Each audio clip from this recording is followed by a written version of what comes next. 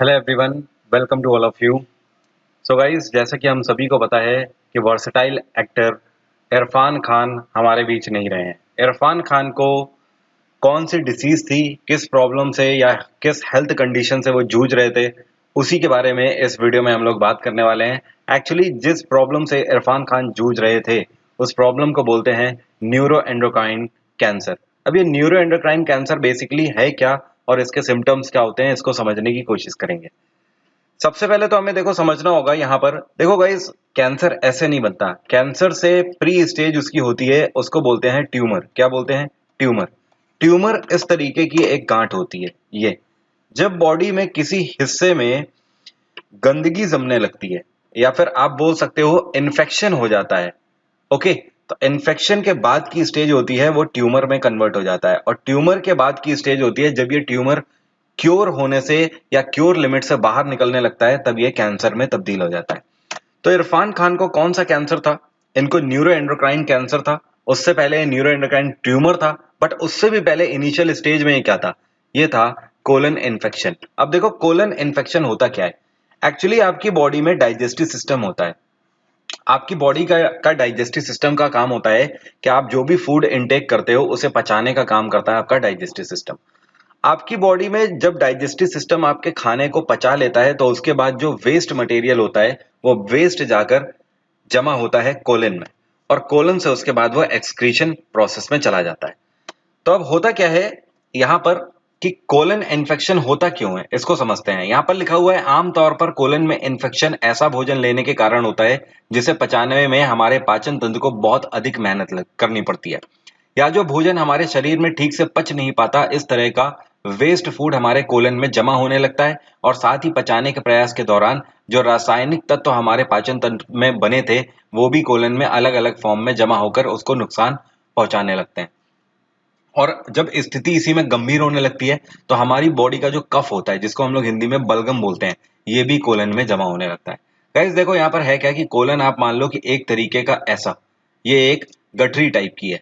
इसमें मान लीजिए कि आपका वेस्ट फूड यहाँ पर जमा हुआ है जो कि एक्सक्रीशन के टाइम पे निकलना है। अब इस केस में अगर इसमें बलगम भी जमा होने लगा साइड में, तो ये जो यहाँ से एक्सक्रीशन से ऐसे बाहर निकलेगा, ठीक है, तो ये एक्सक्रीशन से निकल ही नहीं पाएगा क्योंकि इसमें बलगम की एक लेयर बन चुकी है। ठीक है, तो ये जो लेयर जब ये बन जाती है तो इस केस में जाहिर सी बात है, जब वेस्ट बाहर नहीं आ पाता तो इस केस में कुछ फॉर्म में वेस्ट बाहर आता है, कुछ फॉर्म में वेस्ट बाहर नहीं आता। तो जो वेस्ट अंदर जमा होने लगता है, यही एक सर्टेन टाइम के बाद किस में कन्वर्ट हो जाता है? इस तरीके की गांठ में कन्वर्ट होने लगता है, मतलब ये ट्यूमर में कन्वर्ट होने लगता है। जब एक बार कोलन का इन्फेक्शन ट्यूमर में कन्वर्ट हो जाता है तब इसको न्यूरो एंडोक्राइन ट्यूमर बोलते हैं। देखो, अब सवाल ये उठता है कि क्या इसको क्योर किया जाता है। उस पर आने से पहले एक सवाल ये है कि इससे बचा कैसे जा सकता है। आप स्टार्ट से ही किन चीजों का ध्यान रखें? स्टार्ट से ही आप अपनी डाइट में हमेशा फाइबर रखें। फाइबर का मतलब होता है रेशा युक्त आप खाना खाएं। फाइबर आपका हर उस एक फूड में पाया जाता है जिसमें रेशे होते हैं, जैसे कि बनाना हो गया, ऑरेंज हो गया, इन सब में फाइबर पाया जाता है। तो बनाना, ऑरेंज, इन सब की अधिकता रखें अपने खाने में। उड़द की दाल हो गई, मूंग दाल हो गई, इनके जो छिलके होते हैं वो फाइबर रखते हैं। तो जैसे कॉर्न हो गया, उसमें भी फाइबर होता है। इस तरीके की चीजें अपने डाइट में जरूर रखें, तो आप इन चीजों से बच सकते हो। अब यहाँ पर सवाल ये उठता है कि क्या ये रेयर है या सबको होता है? तो आपको बता दूं, डब्ल्यूएचओ की रिपोर्ट के आधार पर डब्ल्यूएचओ का कहना है कि भारत में हर साल 1 मिलियन से कम केसेस होते हैं, मतलब 10 लाख से कम केसेस न्यूरो एंडोक्राइन ट्यूमर के होते हैं। इसके सिम्टम्स क्या होते हैं? जनरली इसके सिम्टम्स होते हैं कि आपको स्किन फ्लशिंग होने लगेगी, साथ में इस केस में आपकी बॉडी में एनर्जी नहीं रह जाएगी, और आपको कई बार बहुत ज़्यादा थकान महसूस होगी, कई बार शिवरिंग भी महसूस हो सकती है। इस तरीके के ये सारे सिम्टम्स हैं जब न्यूरोएंडोक्राइन ट्यूमर होता है। लेकिन सवाल ये है कि इस तरीके के जो सिम्टम्स हैं ये बीपी पेशेंट्स को भी होते हैं। बात आ रही है समझ? यही एक मेन रीजन है कि न्यूरोएंडोक्राइन ट्यूमर जो है वो कोई इनिशियल स्टेट पे समझ नहीं पाता। अगर ये सारी प्रॉब्लम होती भी है तो उसे लगता है कि जनरली हमें केवल वीकनेस हो सकती है या बीपी की प्रॉब्लम हो सकती है। अब यहाँ पर डिपेंड करता है, आपसे कह रहा है treatment depend on stage. Treatment कौन सी स्टेज में किया जा सकता है? जैसी स्टेज होगी उस पर डिपेंड करता है कि ट्रीटमेंट हो पाएगा या नहीं हो पाएगा। अगर ट्रीटमेंट की बात करें तो इसमें सर्जरी भी यूज करी जाती है, रेडिएशन थेरेपी भी यूज करी जाती है और कीमोथेरेपी भी यूज करी जाती है, जो कि कैंसर में यूज करी जाती है। यहाँ पर अगर बात करी जाए बेसिकली कि सर्जरी कितने तरीके की होती है जो कि न्यूरो एंडोक्राइन ट्यूमर में यूज करी जाती है, ये सर्जरी बेसिकली 3 तरीके की यूज करी जाती है। पहली होती है एंडोक्राइन सर्जरी। एंडोक्राइन सर्जरी क्या होती है? जब आपके डाइजेस्टिव सिस्टम में किसी ग्लैंड के ऊपर, मतलब किसी ग्रंथि के ऊपर ट्यूमर जनरेट हो जाता है, इस तरीके की गांठ बन जाती है, तब जाकर एंडोक्राइन सर्जरी होती है। इस केस में वो ट्यूमर या तो रिमूव कर दिया जाएगा और या तो जरूरत पड़ती है तो ग्लैंड भी रिमूव करनी पड़ सकती है।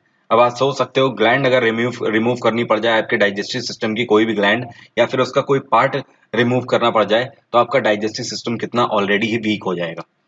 इसके बाद दूसरी सर्जरी है जिसको बोलते हैं पैंक्रियाटोमी। अब ये पैंक्रियाटोमी होती क्या है?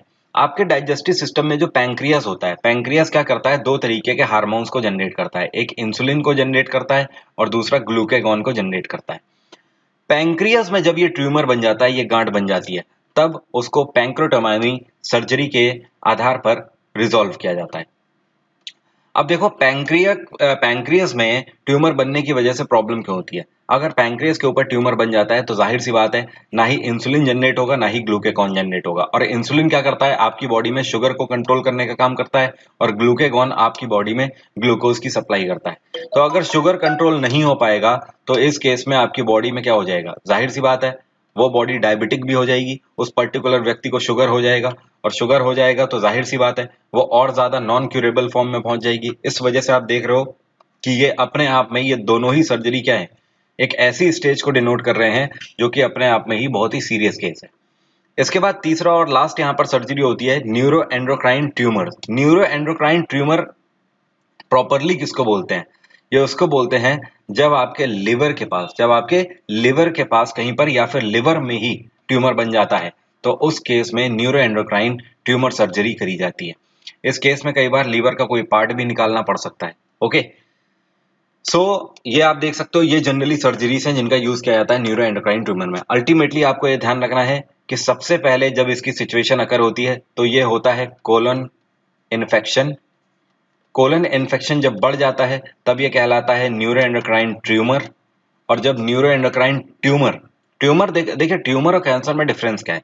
ट्यूमर एक ऐसी गांठ होती है जिसको जनरली ऑपरेशन के थ्रू निकाला जा सकता है, लेकिन कई बार ये गांठें ऐसी बन जाती हैं, इनसे कई सारे तरीके का द्रव्य स्रावित होता है। तो ये जो द्रव्य इससे निकलता है, ये आसपास के ऑर्गन्स में भी इस तरीके की गांठ पैदा करने लगता है। तो आप देख रहे हो, इस तरीके के ट्यूमर आसपास भी जब पैदा होने लगते हैं तो ये क्योर होने से बाहर की कैटेगरी में आ जाता है और तब ये कैंसर का रूप ले लेता है। बात आ रही है समझ? और कैंसर ऑलरेडी, जाहिर सी बात है, ये एक मोस्ट सीरियस केस है। तो उम्मीद करता हूँ इस वीडियो में आपको पता लगा होगा कि इरफान खान अभिनेता जो हमारे बीच में नहीं रहे हैं, वो किस प्रॉब्लम से जूझ रहे थे और ये कितनी घातक बीमारी है। अगर आपको वीडियो पसंद आया है तो वीडियो को लाइक करें और ज्यादा से ज्यादा शेयर करें। Thank you so much, have a nice day, take care, bye bye.